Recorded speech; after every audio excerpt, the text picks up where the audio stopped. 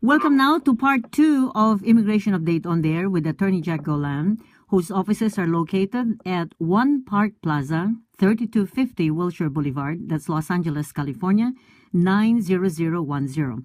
Attorney Golan, we'd like to inquire about the student visa and, of course, to give us an update on the Dreamers Act. Tell us about the requirements for a student visa. A requirement for a student visa is, first of all, to be registered with a service website where every potential student needs to be registered and pay some registration fee. This website is managed by the Immigration Service. And the next thing, the potential student must obtain acceptance by a college or university in the United States, and as confirmation get this famous form I-20. I-20 is a form from the school that shows that this potential student has been accepted, to what kind of studies, at what date those studies may begin, are supposed to begin, and what will be or what would be the expected costs of 1 year of studies, which includes both the tuition fees and the living expenses for 1 year in the United States. With all this, the potential student may approach the American Embassy and make an application for a student visa. If the potential student is in the United States and is in status, the potential student may make an application for a change of status to the Immigration Service in the U.S.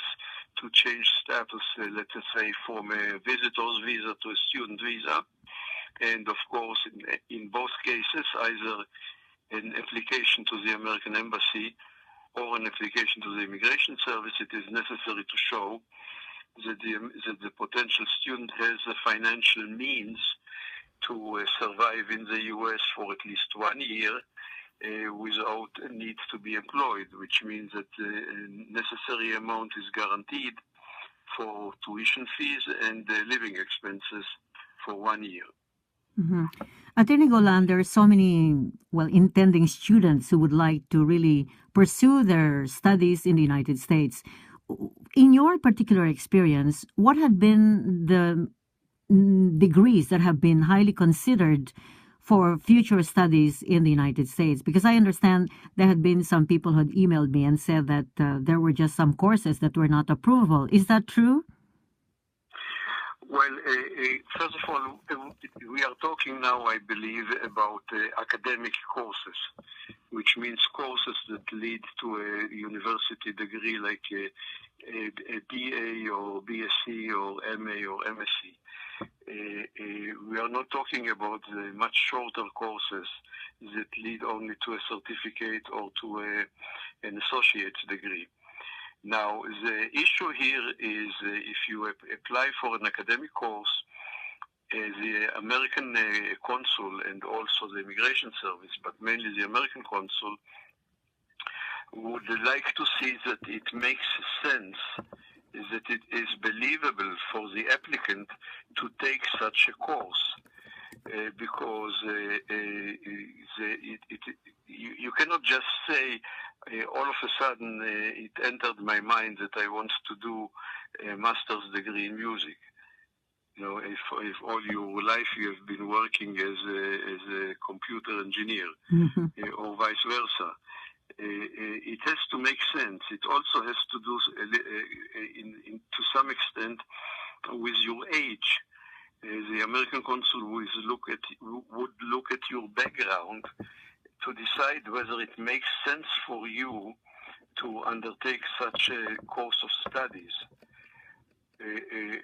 Now, again, there is no list of studies which are more acceptable or less acceptable. It all has to be, any course of study has to be judged within the framework of what kind of person you are, what is your background. And so if you have been working, let's say, if you have been working as a computer programmer, and now you want to take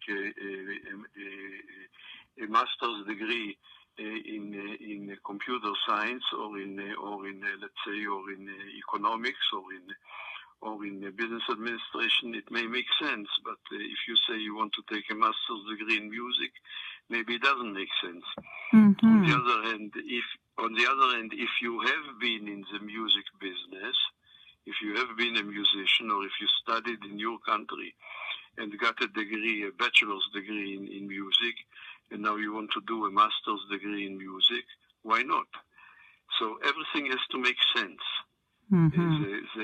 There must be some logical progression between what you have been doing before and what you want to study.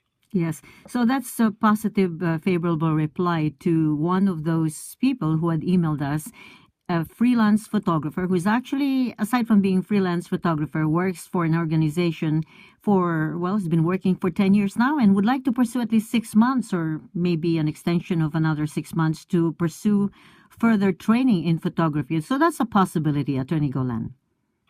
Yeah, I'm sure there are courses, not necessarily academic courses, but there are shorter courses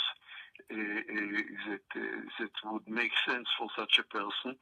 However, the school where you intend to study must be a school that is already recognized by the Immigration Service and must be authorized to issue Form I-20. Mm-hmm. So the enrollment of the potential student must be in a recognized school. All right. Recognized for immigration purposes. Yes. And I would suggest, advise on the air that whoever is listening today and would like to study in the United States, why don't you call Attorney Golan for free initial consultation, 213-383-3222. Well, stay tuned for more information about immigration here on Immigration Update on the air with Attorney Jack Golan.